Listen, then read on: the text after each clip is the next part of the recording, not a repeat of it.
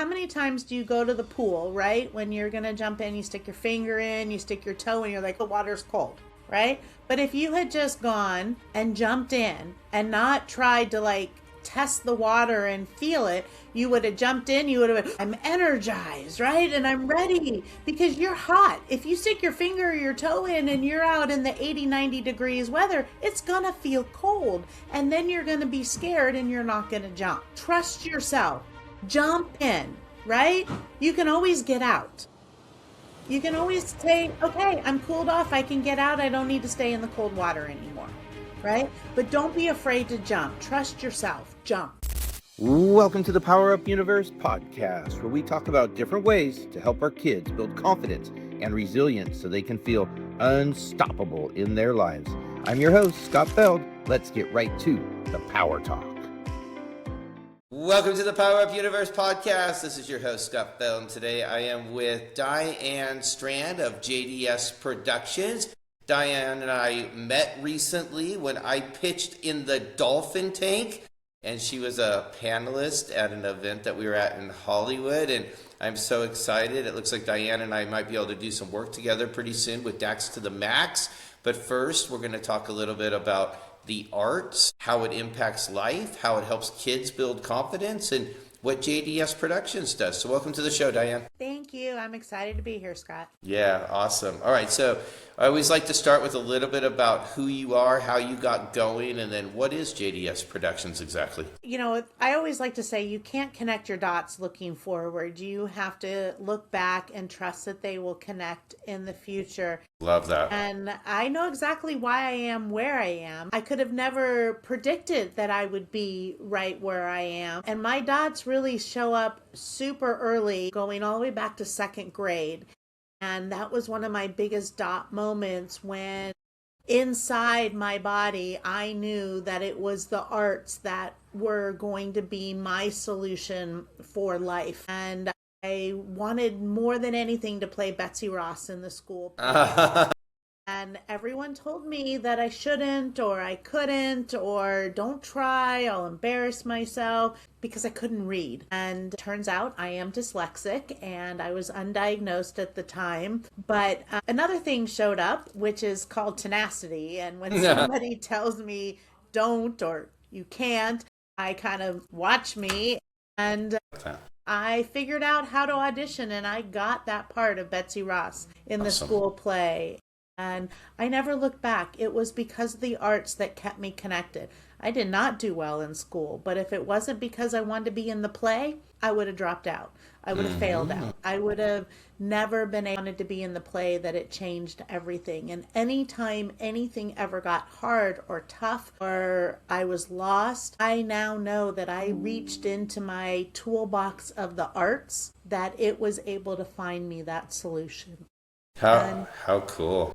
And I've just relied on that. Now I have perspective and I'm able to put it into some sort of framework and understand it differently, but it was instinctively for me. And your next question was JDS Productions. Well, wait, hold on though, before you go there, because there's a little bit to unpack here. First of all, we got second grade Diane, right? Not Diane Strand at that point, but Diane, maiden name. Little Diane. And Diane here wants to be Betsy Ross, and and I don't know if it was kids and adults, everybody was telling you, don't do it, right? You're going to embarrass yourself. And they were trying to, in their weird way, protect you. Funny thing is, I talk about a voice called the frenemy inside that we have, which is that voice that says, don't do it. They're going to laugh at you, and tries to protect you when really you need a little push. And it sounds like you were able to give yourself that little push, which I think is amazing. You call it tenacity. So if we could just take that and share how we think kids these days could use that. It sounds like it was an intuitive thing for you, even at that age. There was a voice. So just talk a little bit about how you feel other kids could use that now. Well, I definitely, had a little bit of precociousness inside of me and wanting to be the center of attention. And thankfully, I have the gift for gab. And so that really helped propel me along. I was not one, growing up I have a half brother, but really grew up an only child. So I had to, invest in myself. And that's what I really learned was, when, I didn't have brothers and sisters to play with, when I couldn't get friends to play with me, I had to figure out how to entertain myself and how to do that. So, as a kid, I think I was instilled in some of those kinds of practices, which definitely helped. And so, I was never one, I didn't know that it was because I couldn't read or that I was dyslexic. I just knew that I had to work a little harder to kind of, put myself out there and be able to be seen in a light that I really wanted to be seen in. So I did. And that's another tool of the arts. Be prepared, right? Be prepared. And I practiced and I rehearsed and I, built the tools that I needed to be able to help me succeed. And that was my first lesson. And I instinctively just relied on creativity to be my avenue for success.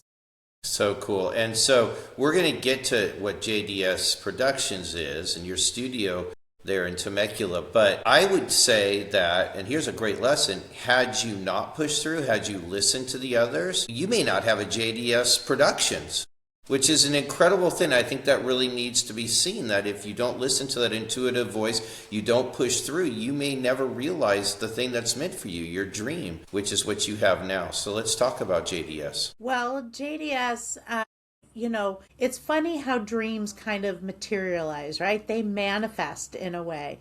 I had a career in Hollywood. I found my way through school. It wasn't the linear path like graduate high school, go to college, go off to work. I had a lot of pivots and changes and, a lot of different paths that I took to get where I am.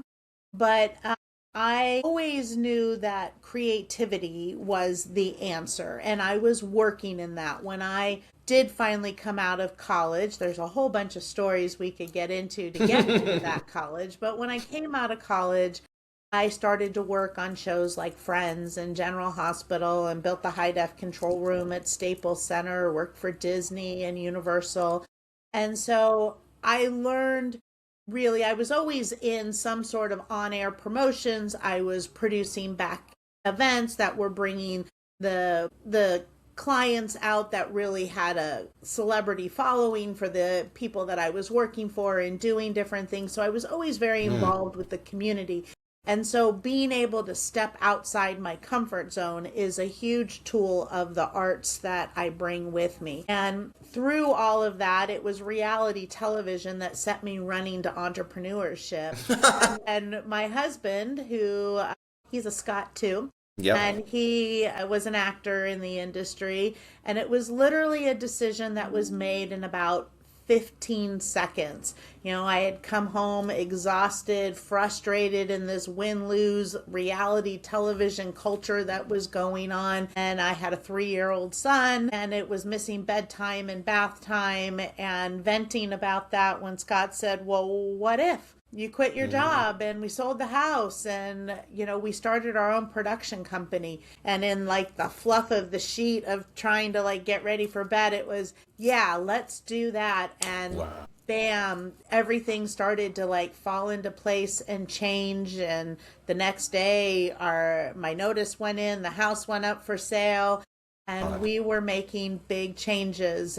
And that's where I also learned that you don't let fear stop you. When you have a vision and you have a dream, that dream needs a little direction.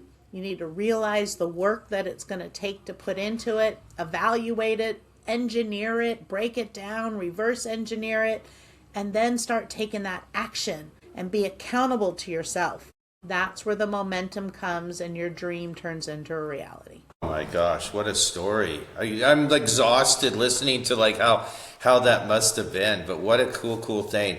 So what if we wanted to kind of break down what you learned and what you did, and again, just brought it to kids or parents of kids now, and you talked about not letting fear stop you. The acronym, one of the acronyms for fear is false evidence appearing real, right? Mm-hmm. So it's something created in our minds. So how would you say is the best way to not let fear stop you? What's the context? How do we view it? How do we see it? What do we do? Well, I love a car analogy because we can all kind of relate with that. Whether you drive yet or not, it's okay. But think of a car, think of your life as you are the driving force in your life that you want this to happen. So that is your car. It doesn't matter how old you are, but that is the car. And where does fear belong? In the back seat, right? In the back seat with a seatbelt on. You are in the front seat, you control the radio, you have the steering wheel. Fear can pipe up if there's like a cliff that you are literally going to go flying off of. But until then, fear belongs in the back seat. It is there. It's going to trick us. It's going to tell us things we don't need to hear and that aren't even really true. They're going to tell you that don't do it until it's perfect. Well, I can tell you perfect is better than done. I mean, perfect, done is better than perfect, right? That's what we knew that. Right. Done is better than perfect. That's what you want to make sure that you're getting because you will learn. It's about learning and doing it again and showing up again and over again. So you put fear in the back seat, you take control of the car, and you drive where you want to go. It is your dream, right? Yeah. You have to put the realization and the energy into that dream. So it is yours. It is not fear's. Fear will trick you. It will stop you. Its job is to keep you safe. But really what it does is keep you stagnant.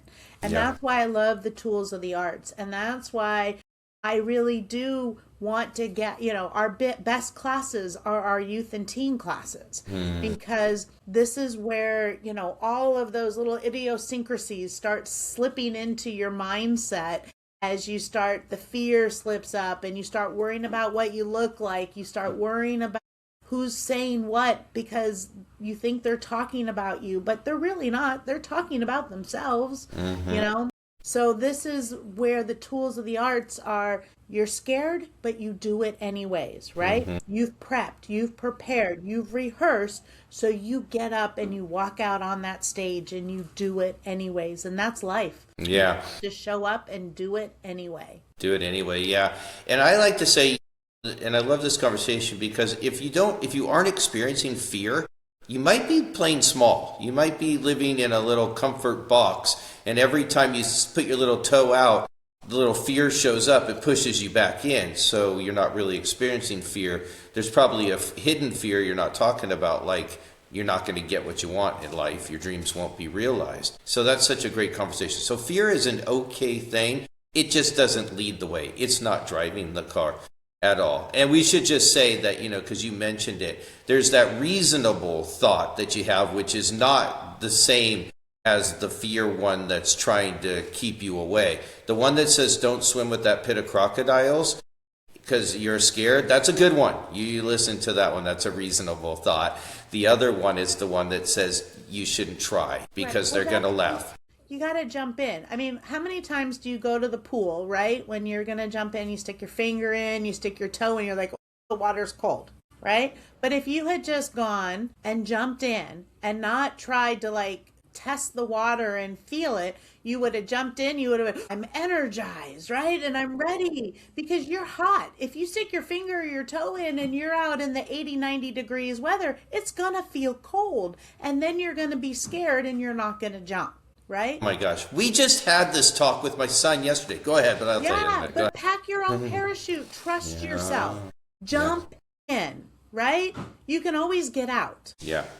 I love that. Pack your own parachute. Okay, I'm cooled off. I can get out. I don't need to stay in the cold water anymore. Yeah, right? That's but right. But don't be afraid to jump. Trust yourself. Jump. So what happened yesterday, we have a pool in our backyard and it's not that warm yet. And so I was with my son and he said that exact same thing. I was like, go in the pool. I'm going to go. And he goes, I'm going to go feel it first. I go, no, I don't recommend it. I said, just jump, because if you go feel it, you're going to start thinking about it. Then you're going to start making up all these reasons why you shouldn't go in. But if you just jump, you can't make up those reasons, right? So just go for it. And he did. And we had fun and we swam.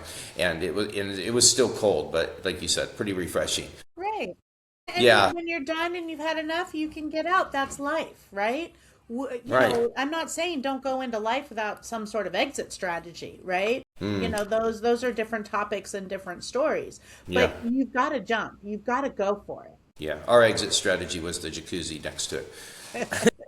So, so we're talking a lot about the arts, and let's just kind of really specify, get a little bit more concrete. What arts are we talking about? What specifically is JDS doing? What arts do you love most over there? Well, we're all about visual performing and digital arts. I definitely do specialize in the digital media space, television, video production, multimedia, animation, graphics. That is what my production company specializes in. But I stretch it because I've got an actor studio. So we help actors launch. I am a true believer in its show business. So you've got to have the show side and then you've got to have the business. So we teach both sides through our actor studio. And then we have a nonprofit, JDS Creative Academy, which is all about the education and training side for youth, teens, adults, mainstream, and neurodiverse. So, we do a little bit of everything. We in our nonprofit, we've taught the fine arts to the digital arts to the performing arts to events and TV shows that we do. Our production company specializes in television production and like video marketing and communication video. Right. Got it. But I really believe I'm a communication expert, helping people communicate in all different kinds of ways so that they can be seen, be heard, and be able to move whatever it is that they want to move forward, whether that be business, whether that be life, whether that be a creative career in that aspect. That's such a cool thing. We all need a Diane in our life for sure, which is good. I'm lucky I have one now. I'm here Yay. for you. And I get to go visit Diane at the studio in just a couple days. Diane, that's going to be the day before my birthday, so it's even a little bit of a birthday present for me. So I always like to ask my guests a couple of different questions. One is, what's really working that you see? Working even better than maybe you even dreamed it would. You're in love with it. The other is, are there challenges? What's the current challenges that you face that you may be trying to solve or overcome? And that kind of ties into the last one. Is there anything that you need help with as people listen, see this podcast, maybe it's shared inside of our communities, and somebody reaches out and goes, I have an answer for that. So you can start with any one of those three. Okay. Well, what's working? What's really working is creativity is working. And, when those challenges pop up, that's when it's time to get even more creative and try and figure it out because the challenges ebb and flow. Sometimes they're financial, sometimes they're just trying to bring in more people into a population. Sometimes the challenges, are trying to get your voice out there or get your message out there and do that. So then I go back to, what's working? And what's working is the visibility and the showing up and the strategy behind it. So it's usually if I'm having these challenges pop up, I need more visibility. And when everything is going well, I realize what's going well is my visibility and I'm out there and so I can serve more. And it really does come, it is that little circle because when I get to serve more, so many more opportunities open up for me. Financial opportunities open up for me because I'm serving more, I'm bringing in more clients. The more I serve, then the bigger impact, and I can start to see that ripple effect, which then makes me feel good. You think it's the paycheck that makes you feel good. I'm not saying we all need to eat and put food on our table, and all those things are important.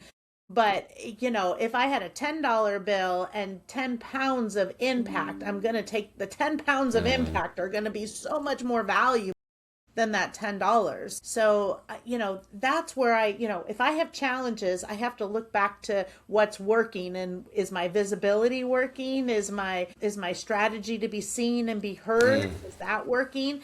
And if that's not working so well, I got lots of challenges over here. So I always try and compensate the challenges with what's working. And My true idea of what works is visibility, being heard, and putting my fear in the back seat and showing up consistently and saying yes to things. And I love then the balance of what's working and what's challenging kind of offset each other. Yeah. And what people can do, to really help and serve is, I would say, practice the tools of the arts. Use the tools of the arts, because I think when you start learning them, which if you need help learning them, I can help teach them to you. But as you learn them, you will see that the underlining meaning will really start to impact you. So if you can share that, that would really help me, because that's my message, is to move the arts across America, move them across the globe, and to really help young people see the power of that. Because there's one of the greatest commencement speeches out there is, if you want something done, find a theater kid to do it, because they're the ones who are going to be able to put it together on a shoestring budget. They're going to have teamwork and collaboration. So when you can share that message and just say that you got it from JDS Creative Academy or from me, or you're sharing it in that way, then that does help me get my message out there and do that. I love likes and comments and collaboration. So all of those things are really great. Awesome. That's so good. And I don't know if you know, and I hope you meet him someday, but I have a theater kid. My 10-year-old son just finished Hamlet. So he's pretty into it. All we're doing is listening to Hamlet songs right now in the car. So good. So if people want to know more, find you, where should they go? Well, I am all over social media, so you can find me at Diane Strand, just like it sounds, like, the strand of hair, and Diane with one N. So at Diane Strand. There's also the hashtag JDS Family. That's where you'll find all my JDS businesses, whether that's video and multimedia, the Actor Studio, or the nonprofit Creative Academy. Hashtag JDS Family. And I have a TV show called Spirit of Innovation, Arts Across America, and a big festival called DigiFest that comes around once a year. Right. Scott will tell you all about that, because I know we're going to be putting some of his work in there. Yeah, I can't wait. It's going to be amazing. Yeah, I'm definitely going to be sharing the journey with Diane along the way. So what a cool conversation. I always like to let my guests have any last words if they like, and if you can tie it into kids' confidence, resilience. You've already done an amazing job of that. Please do. Well, thank you. This has been an honor to be able to just share a little bit about my journey and how the arts have impacted my life. They've grown my business. They really do teach me the tools that I need to show up every day and be present, listen, and step outside that comfort zone. It doesn't matter who you are. We all have to step outside the comfort zone, and we have to remember that it doesn't matter how or why we fell down. It matters that we get back up and we brush ourselves off and we keep going again. Yeah, there you go. And you've lived it, you've shown it, not just saying it, but doing it. So there you go. Thank you so much, Diane, for being on the show and all your amazing words of wisdom and your stories. Really impactful, really important. We appreciate you. Thank you. Yeah. Thank you all for watching, listening, Power Up Universe podcast. We'll see you on the next episode. Take care. Well, that certainly was powerful as always. Thanks for joining, and remember, we all together can make a difference for our kids. They're counting on us to help power up their lives. See you next time, right here in the Power Up Universe.